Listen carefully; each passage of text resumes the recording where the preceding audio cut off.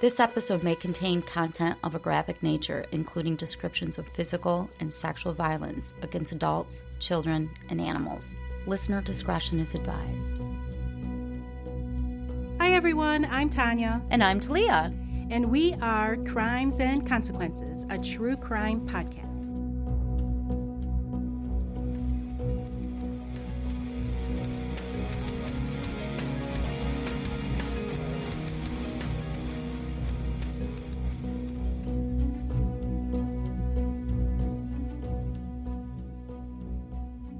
Hi Talia. Hey, Tanya. How you doing today? I'm great. How are you doing today?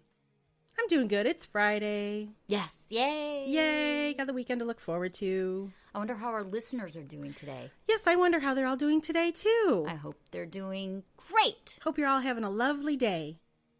So are you ready for this story today? Yeah. All right. I was just thinking if they are having a lovely day, it might turn into a pisser after this story. Life is a pisser. Life's a pisser. And this story, I'm sure, will confirm it. Oh, for sure. They all do. They all do. On Friday, October 6th, 2006, three siblings, Ronnie, who was the oldest, Nicole was the middle child, and Ryan, who was the youngest, were closing up their family-owned butcher shop. It was called RJ Meats, and it is located in Detroit's famous Eastern Market, which is about a mile northeast of downtown Detroit. The Eastern Market is really famous in Michigan because it is a farmer distribution center, and it's the largest open-air market in the United States. So it's like a big farmer's market. A big farmer's market. Big, though. Very big. And it also has shops there. And it's got music. Oh, like, yeah. Outside. There's music. There's all kinds of great stuff that happens, and it is open year-round. And they sell meat. They sell meat. One of the shops there is RJ Meats. Ronnie, Nicole, and Ryan's dad, Ron Sr., would call the butcher shop every Friday to see how the store closing went. Ron and his wife, Christine, who was the kid's mom, would help in the butcher shop on the weekends. That Friday, Ron did not call the butcher shop. This was really unusual, but the kids thought maybe their parents got busy and he just didn't have time to do it. When neither Ron or Christine, who were both 58, showed up for work the following day, which was Saturday, October 7th, the kids started to worry because their parents were usually very punctual. Ryan called his dad and left a voicemail to see where he was. And after his call hadn't been returned after about an hour, Ryan was really freaking out. Ryan called his girlfriend Rosie, who lived in a neighboring suburb, and asked if she would swing by his parents' house to check on them since he was still working at the shop, and it's in Detroit, which is about 30 miles away from his parents' house. His parents' home was located in New Baltimore, Michigan, which is a small town that borders Lake St. Clair. It's not one of the Great Lakes. And it's really small, like I said, and the population is about 12,000. Rosie gets to his parents' house, and she's on the phone with Ryan. She said everything was locked up and there was no answer at the door. So she went around to the side of the house and told Ryan there was blood on the driveway. And this is in the morning still? This is in the morning still. Ryan told her to open the garage door, and he gave her the code. Rosie opens the garage door, and as it slowly opened, she saw something no one could be prepared for. Oh, I can't wait. Tell me. Ron and Christine were lying on the floor of their garage in pools of their own blood. Oh. They had been savagely bludgeoned with a heavy object and stabbed. She started screaming. Oh, yeah. Yes. Completely freaking out. Yes. And Ryan immediately hung up, called 911. That's traumatizing. Extremely traumatizing. Nobody signs up for that shit. The home that Ron and Christine lived in at the time of their murders is not very far from where I live, so one day in September, I did drive by.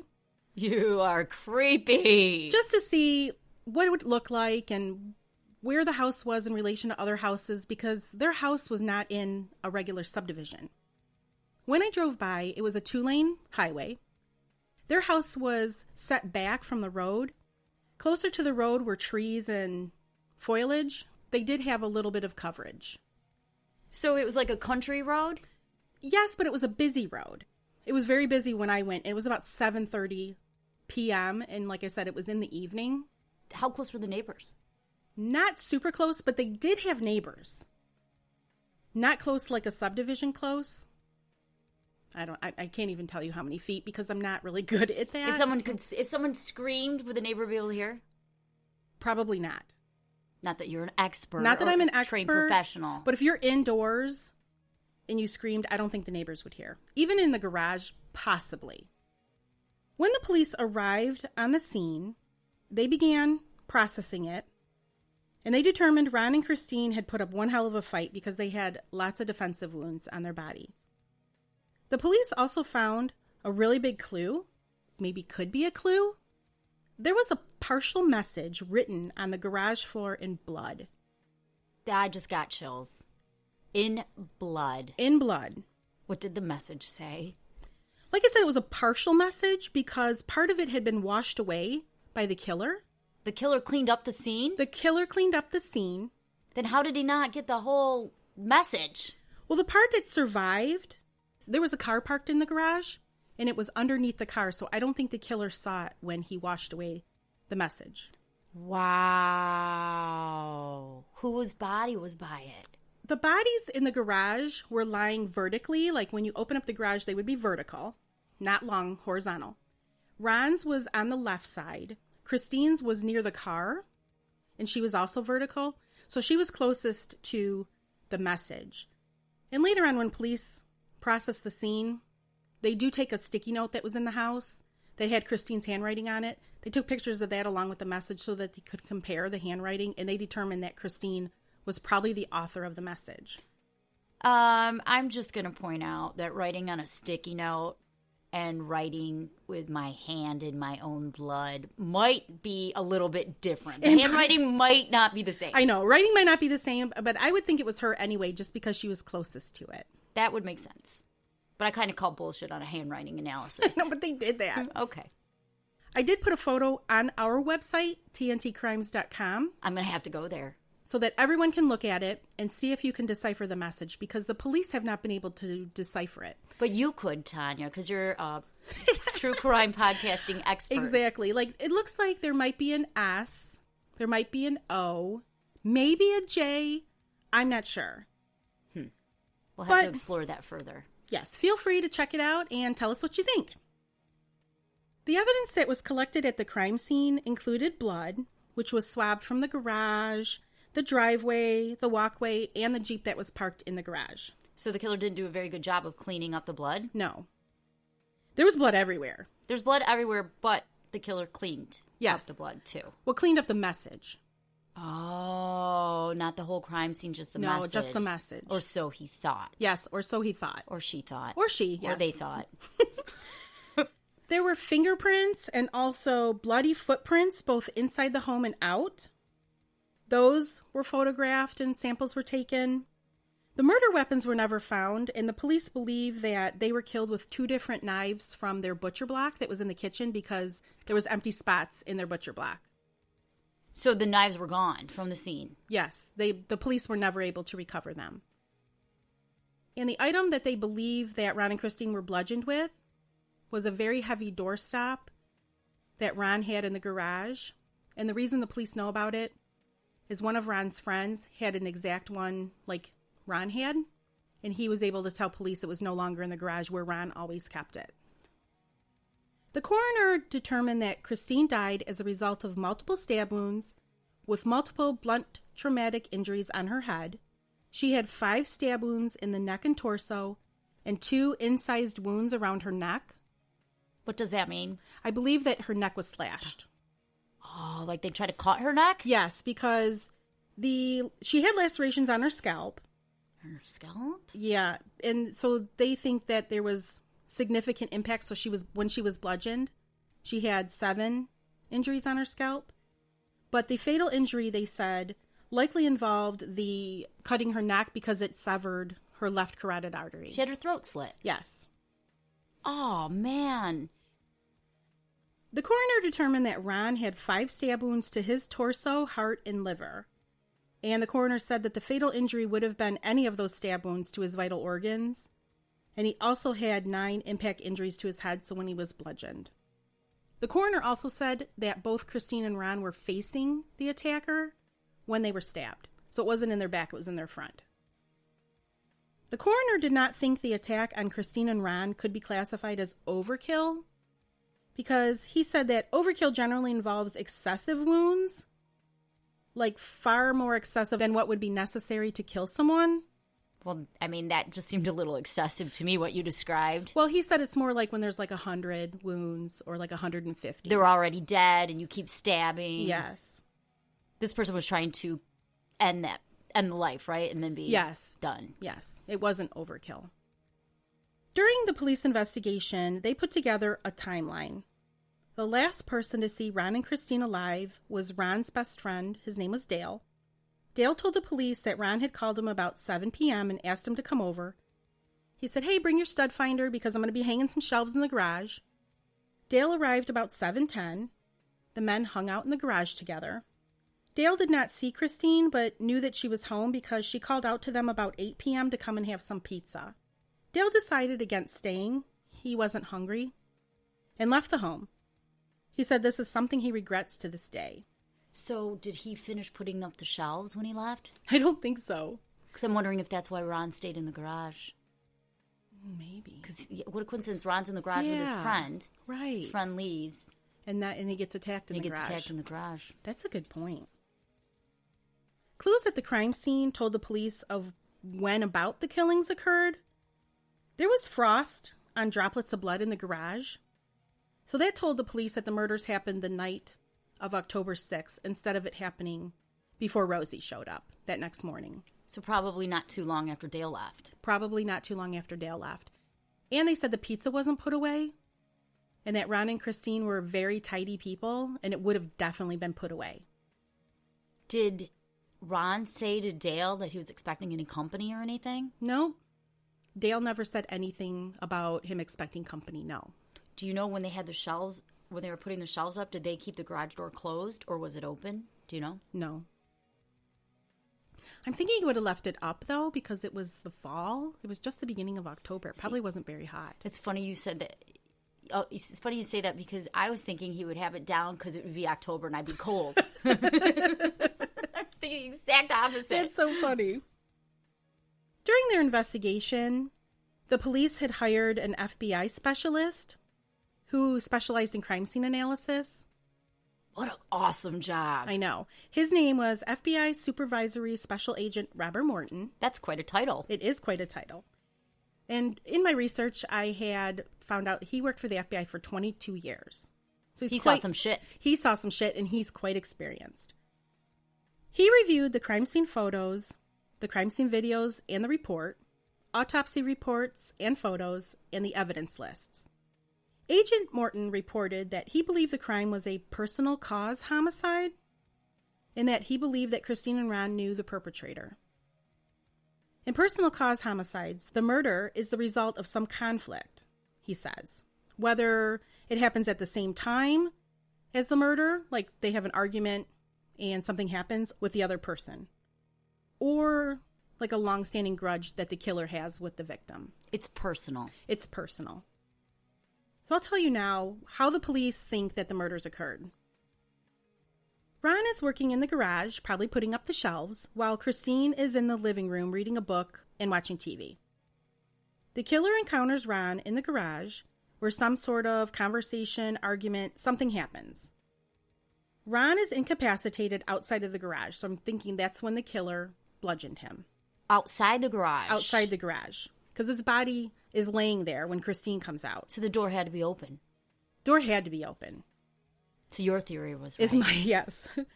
The commotion in the garage catches Christine's attention. She comes to the door that joins the garage to the house. And she was eating a cookie. She drops it. Then she goes into the garage after Ron's attack. And police said that she would only do that if she knew the intruder. Yeah, why would you go? I'd be calling 911. I wouldn't be going to try to stop an attacker. I'd be running the other way, trying to get away. Right, unless I thought I could have some influence on this person. Christine goes into the garage and attacked. She's incapacitated. Then Ron's body is dragged back into the garage and the garage door is shut from the inside. Agent Morton used the fact that the garage door was closed from the inside as another reason the attacker knew the victims, because the button for the automatic garage door was in an unusual place in the garage. It was on the ceiling above the stairwell that leads into the house, and it's not really noticeable. That is an odd place. I know, because mine is on the side of the wall. Yeah, right when you walk. Right when you walk in the house. Yeah. After Christine and Ron are attacked and are lying in the garage, the killer goes into the house. And I believe he went in there to get the knives to stab Ron and Christine. And they also believe that while he was in the house, this is when Christine wrote the message, with part of it being under the Jeep. He then returns to the garage, notices she's written this message. Ron and Christine are maybe not dead yet, so he stabs them. And maybe this is when he slits her throat and he flips her over. And he mops up the message because he sees it now. The killer also removed the ignition key from the Jeep, and I'm not sure why. That's odd. I know. It's not like they're going anywhere. No, because they found the keys on the garage floor. Was there any blood in the Jeep? Yes. Nothing in the home was disturbed. The police discovered the only thing that was missing from the house were the 2 butcher knives from the butcher block. Christine was still wearing all of her jewelry, and her purse was still in the house, wallet and everything. And Ron's wallet was on him. So nothing was stolen. So there's no robbery. No robbery. So now I'm going to tell you a little bit about the suspects. The police contemplated several people. They were both family members and professional contacts that Ron had. Ron worked for a company that was like a meat distributor. That was his full-time job. And then he would help out at the meat market in the Eastern Market on the weekends. So they looked at Ron's brother, whose name was Roger. Roger was known to be part of a motorcycle gang, and he was a convicted drug dealer. However, during the investigation, Roger took a polygraph test, which he passed. And then he also had a really tight alibi for Friday night. Don't we know somebody that knows him? Oh, that was Robin. He was the neighbor or something. And he was really nice. She took a ride on his motorcycle. Yeah, we know someone that took a ride on his motorcycle. Yes. She said he was really nice. She said he was really nice. Police looked at a man named Ronald. I know we have Ron, Ronnie, and Ronald. But this Are you kidding me? No, but Ronald worked with Ron at his weekday job. Ronald had told his brother Chris that Ron may have had ties with bookies down in the Eastern Market. Oh, now we're getting deep. I know. And that he knew this because Ronald was involved in gambling and had borrowed money from Ron in the past. And he told his brother he had borrowed this money so he could pay off debts with the bookies. Ronald borrowed from Ron. Yes, Ronald borrowed from Ron. And then also Ronald allegedly was trying to steal Ron's book of customers. They also looked at another coworker of Ron's who had made a complaint about him to Human Resources. I never found out what the complaint was. But this was a woman, and her husband had said that his wife was extremely upset with Ron. Her husband told police that he was a retired gang member, and that Ron and Christine's death looked like an outlaw hit. And the Outlaws is a motorcycle gang, and actually Roger was allegedly a member of that gang. So that's how they're like tying all these people together. So his brother, Roger, was a member of the Outlaws, and then the co-worker of Ron, her husband, said he was a retired gang member. I didn't know you could retire from gangs, but whatever. And said that it looked like a hit from the Outlaws. So police went through all these suspects. They looked at Ryan and Nicole. Everyone was cleared except for one person. They focused their investigation on Ronnie, the oldest child of Ron and Christine. Ron Jr. Ron Jr. There was a lot of reasons why they focused their investigation on Ronnie. Some of them are Ronnie's actions the day Christine and Ron's bodies were discovered. Police thought his actions were really odd. So if you remember, Ron and Christine were discovered on Saturday, October 7th, when Ryan's girlfriend Rosie found their bodies. Ryan told Ronnie what happened right before he left to meet the police at their parents' house. However, Ronnie didn't immediately close RJ Meats, and he also didn't tell anyone at the shop, not even his sister, Nicole. He didn't tell his sister that his parents died? Not immediately. He didn't tell anyone what happened until about 1 p.m. How long is it after he knew before he shared this? It had to have been several hours because Ryan called Rosie in the morning. And that's really bogue not to tell your sister. I know. And then he didn't actually leave the store until about 3:45. He cleaned up and closed up. That's when he left. What the fuck?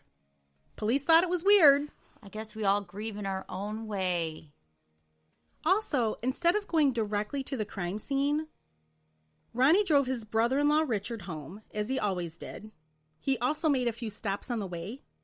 Richard told police that after cleaning and closing the store, they stopped at a party store, bought pop, cigarettes, and beer, and then Ronnie dropped Richard off at his apartment in Mount Clemens. And What the hell? I know. And Mount Clemens is maybe 15 miles from New Baltimore. Maybe 10. Maybe, yeah, even less. Yeah. Even less, maybe 10.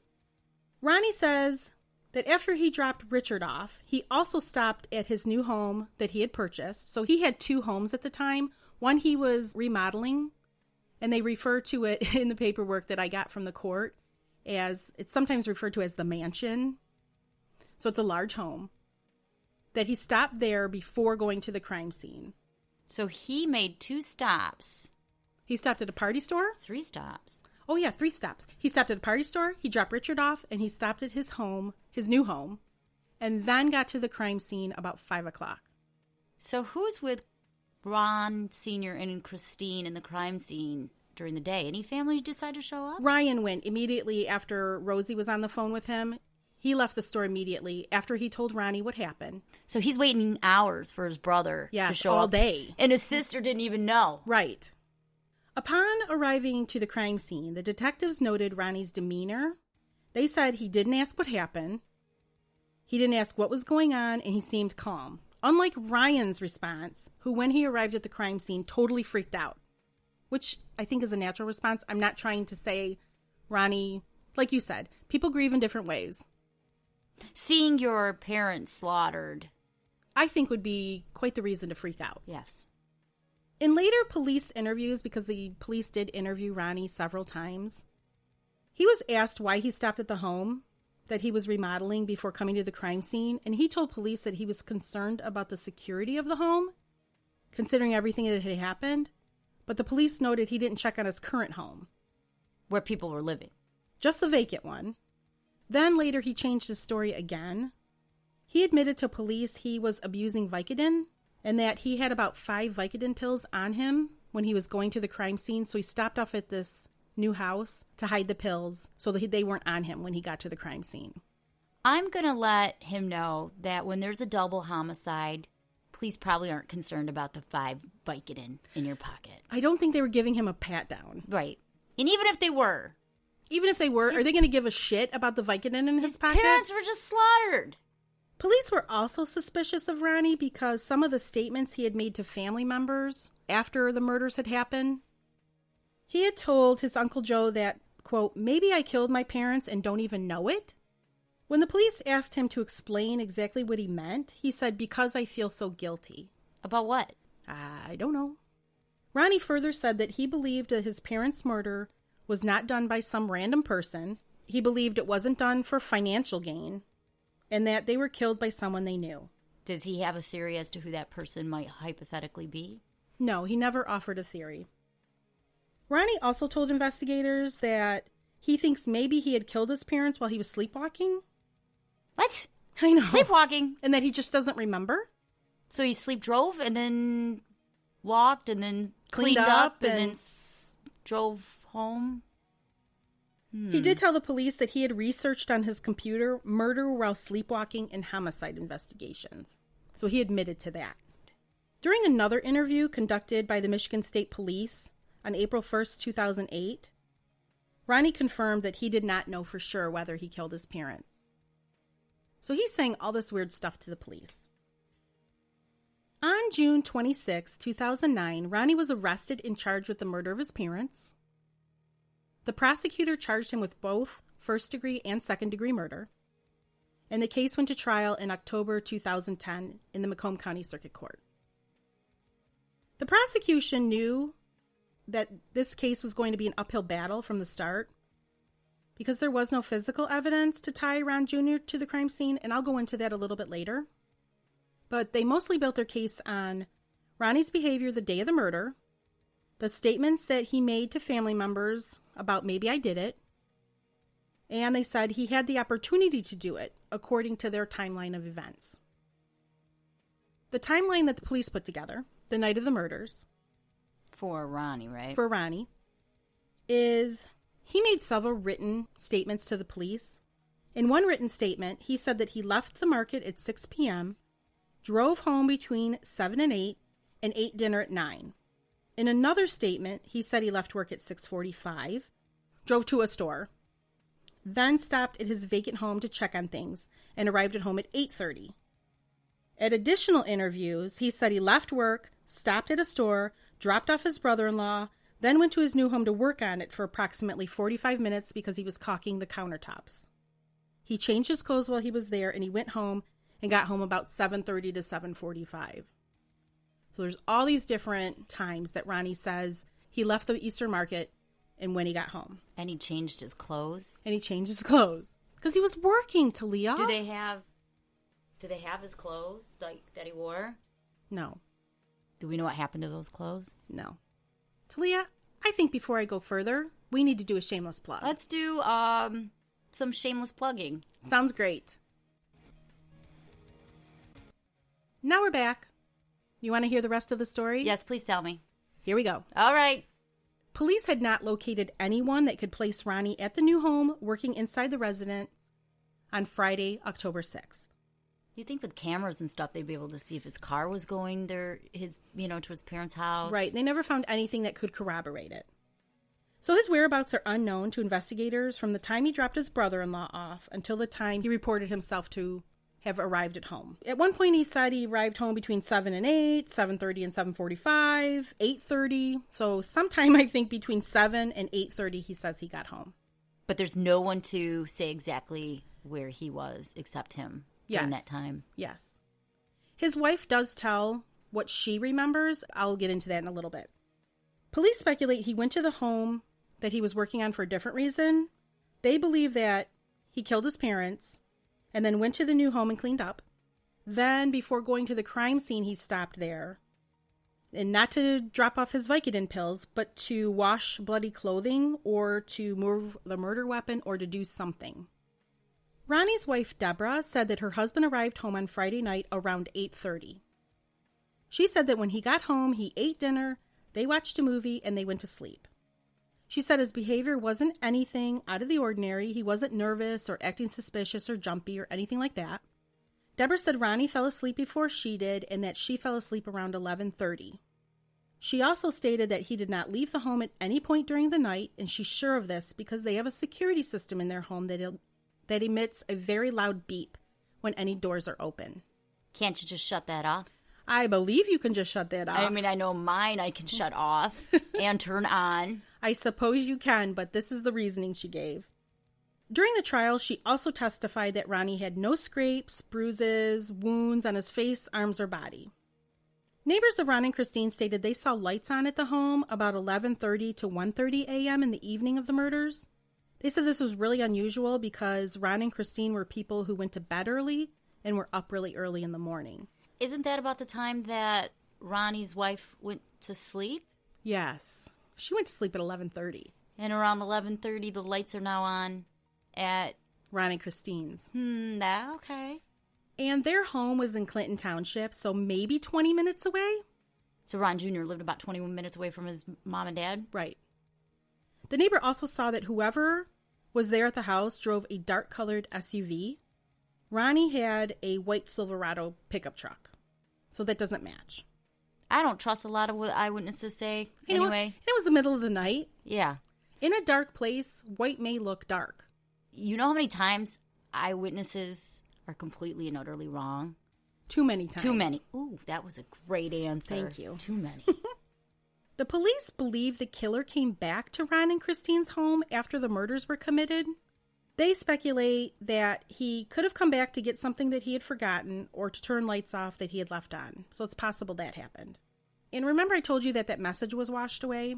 They also inferred that because Ronnie was a butcher, that he was very proficient with knives, that when you own a butcher shop, you have to wash it down every night. So it's something that's like a habitual thing. How many killers go and mop up? I know. And the mop and bucket were still in the garage. The police did take samples from the mop handle, like for DNA, and nothing was found on the mop handle. They did take swabs from the strings of the mop, but that was never tested.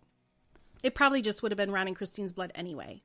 I don't think a lot of killers leave the scene and then come back hours later and clean up. Right. It's just weird. Especially if they were strangers. Ted Bundy didn't do that shit. No. The prosecution also pointed out that the mop and bucket were put back in the spot that Ron kept it in the garage. And they know this because Dale hung out there all the time and the kids were there. And they said that maybe this was also an indication, because Ron was a really tidy person, that maybe these were habits that he passed on to his son, putting everything back.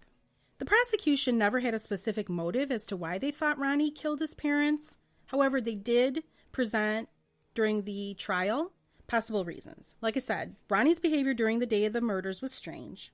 I told you that he had hung around the butcher shop in the Easter Market for several hours before leaving. His defense counsel had said that the reason he didn't leave was because it was payday. He had to pay his employees. I'm going to go out on a limb and say his employees would be all right with waiting a couple days. I think it's understandable, but I don't know. They also said that he wanted to clean up and close up the shop so that perishable items wouldn't spoil and so that the health department wouldn't close them down. Who gives a fuck about that when your parents just got slaughtered? No judgments, Talia. I'm not judging. Not judging. Some weird priorities. I know. That's the whole way he acted was just odd to the police. The prosecution also claimed that Ronnie had a financial motive to kill his parents and that he took some money from his father's home equity line of credit without his father's permission. They told the grand jury when they were making the case for probable cause that they would be able to produce documents proving Ronnie withdrew money and forged his dad's signature. Because they have the same name. Mm-hmm. Oh, but forge his signature. But forge his signature. They also claim that Ron was convinced that Ronnie did this. Ronnie was paying for 2 homes at the time of the murders, like I told you, and that pickup truck he was driving was brand new. So he's weighed down in debt. Oh, yeah. So he was under a lot of financial pressure. Uncle Roger, if you remember. I do. From the Outlaws. From the Outlaws. During some of his interviews with police, in March and June of 2007, during his interviews, he told the police that his brother Ron had told him several weeks before the murders that Ronnie was selling meat out of the back door of the market for cash under the table. And Ron was not happy about this. Who's buying meat?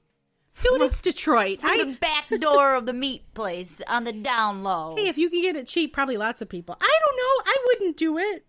Ron also told Roger that he and Ronnie had been arguing over money and that Ronnie was spending money like it was water and that Ron was going to physically kick Ronnie's ass and demonstrated it by shaking his fist in the air in anger. Ron had also told Ronnie not to buy the mansion. Yeah, but kids don't listen to their parents. Kids don't listen to their parents. And it's possible that one of the reasons why Ron was so upset was he helped Ronnie buy the store. Uncle Roger also told investigators in June 2007 that Ronnie had told him in the weeks prior to the murders that he didn't want his mother working at the market anymore. Christine had gotten into an argument with an employee at the butcher shop because that employee was taking too many bathroom breaks. Ronnie intervened and sent this employee home. It had been reported that Christine was strict with the employees and Ronnie felt like she was overstepping because he was the boss. Uncle Roger told police that Ronnie wouldn't look him in the eyes since the murders happened, and he felt like that was really unusual. It's a sign of guilt. It could be.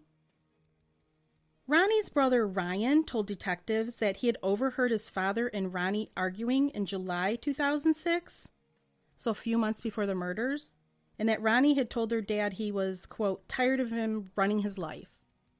That could be typical family fighting. It could be. Police discovered during their investigation that Ronnie was in debt, living well beyond his means, as we had kind of mentioned. He was also the executor of his parents' will. Oh. And that he started liquidating property belonging to his parents soon after their murders. And that Ronnie sold his dad's prized vehicle. And I never found out what it was, but it was worth $100,000. He sold it for $60,000. A strange thing that Ronnie did that I haven't mentioned, that the police thought was unusual, that was that when Ronnie was advised by the police that we, the police, basically, are going to solve the case, Ronnie replied, "I just want this case to go away." Also, Ronnie had taken down the wanted/tip posters referencing his parents' murders that had been put up at RJ Meats because he said he was embarrassed. Why would he do that? I don't know. I could see it for other reasons besides being embarrassed, like a reminder of what happened, but that's embarrassed? And don't you want to find don't you want to find the crazy murderers? murderers out there? Exactly. I'd be scared. Exactly. I want those people caught. And I got this information from the search warrant that the police issued during this case. Ronnie also told employees at the market on October 7th, that Saturday, that his parents were killed last night, when at that point in the investigation, investigators had no idea what day or time Ron and Christine had been murdered. That's very suspect. During the trial, several witnesses for the defense were presented, so I'm going to tell you what his defense was. There's always two sides to the story. Right, and I've told you most of what the prosecution has presented. So if you remember, Deborah, Ron's wife, testified that when he came home, he didn't act strange and he had no injuries to himself. Ron's brother-in-law, Richard, also told the court that when he drove home with him that Saturday, after the murders had occurred, that Ron had no visible bruises, cuts, or scrapes, or any other injuries anywhere on his body. An employee at RJ Meats testified that flare-ups between Christine and Ronnie were normal. Nothing that really caused anyone concern because they happened often and they were insignificant. But wasn't he a drug addict? They tend to have unpredictable behavior. Yes. A bank officer at Ron Sr.'s bank testified that Ron had asked the bank whether Ronnie had used his line of credit without his permission. And the bank officer testified at trial that they checked and that Ronnie had never used his father's line of credit or forged any financial documents. But his dad thought he did. But he really didn't. Regarding the DNA evidence that was collected at the crime scene, Ronnie was excluded as a source of the DNA that was taken from the dashboard of the Jeep, swabs taken from Christine's right hand, the swab of her left hand nails, the swab of the bruise that was on her arm. Did it match anybody? No known person was matched. They also took swabs from Ron's hands because when they found his body, he had hair in his hand. They tested that. It was not Ronnie. They swabbed the inside of the tailgate of the Jeep. Didn't match Ronnie. Tailgate? There must have been blood there. Well, he didn't have any blood on him. No. That's why none of the blood's going to match him. He wasn't cut. He wasn't injured. Right, he wasn't injured. Do you know that almost as often as DNA is found, there is no DNA in crime scenes? Like, we think when we watch, like, TV and we hear all this stuff about crime that there's got to be DNA. But I read that it's not... It's only present about half the time. Really? It's not as much as you think. Because I was watching something the other day, and they basically said, you are shedding skin cells everywhere you go. So your DNA should be everywhere. But I'm saying as far as like a crime scene goes, anything that's worthwhile. Because I'm thinking if the killer came to the crime scene and did all this stuff, he could have been wearing gloves. Oh, that's a good point. So, like they said, they tested the mop handle, and they didn't even collect any DNA from the mop handle. So I'm thinking, somebody could wear gloves. There's lots of things people do to try to not leave their DNA anywhere, or fingerprints. There was blood found in Ronnie's truck, but one stain was determined to be non-human, and the other did not match Ron or Christine. Ronnie's fingerprints were not found among those collected at the crime scene either, which I think is weird because I think his fingerprints would be there because he's their child. That's what I was just thinking. Ceiling tiles from Ronnie's basement were collected and tested from the new house, and no blood was detected because that's where they're saying that he went back to the house. There was also a washcloth and paper towels that were recovered in the ceiling tile. I don't know why they would be there, but there was no blood detected on either of those. Didn't you say, though, butchers tend to clean up blood? Mm-hmm. But even if you clean up blood, it would show up on luminol. That's true. And remember Special Agent Robert Morton's crime scene analysis? Yes. His report was not admitted into evidence, and his testimony ended up being thrown out because it was just too general. And it's just speculation. It's just speculation, and they said it would prejudice Ronnie's case too much, so it would hurt him more than it would help the case. Help the jury decide. More prejudicial than probative. Yes.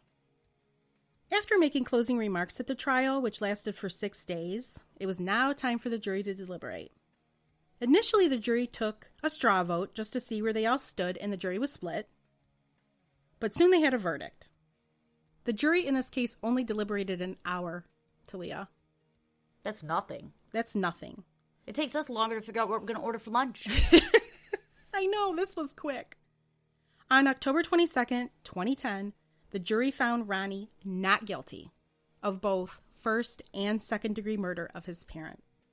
Well, I mean, honestly, I would have to agree because there is reasonable doubt. I think there's reasonable doubt, too. Talked about the DNA in the hair, and it gives reasonable doubt. And his family always stood by him. Like his siblings, aunts and uncles, all believed that he was innocent. Well, nobody wants to believe someone they love would kill their parents. No. Jurors stated after the trial that they stood by their decision. They said that it was mostly circumstantial evidence presented by the prosecution, and even that wasn't convincing. There was also no clear motive, they said. And with there being no DNA evidence, despite Ronnie's car and home being searched, they just couldn't bring back a guilty verdict. So this case is still technically unsolved. Ronnie and his family, along with Michigan Crime Stoppers, has a reward of $12,500 for information leading to the conviction of the true perpetrator. If you have any information, please call 1-800-SPEAK-UP. Police confirmed the tipster would not have to testify in court and could remain anonymous. Wow. I have an opinion, but I don't want to piss anybody off.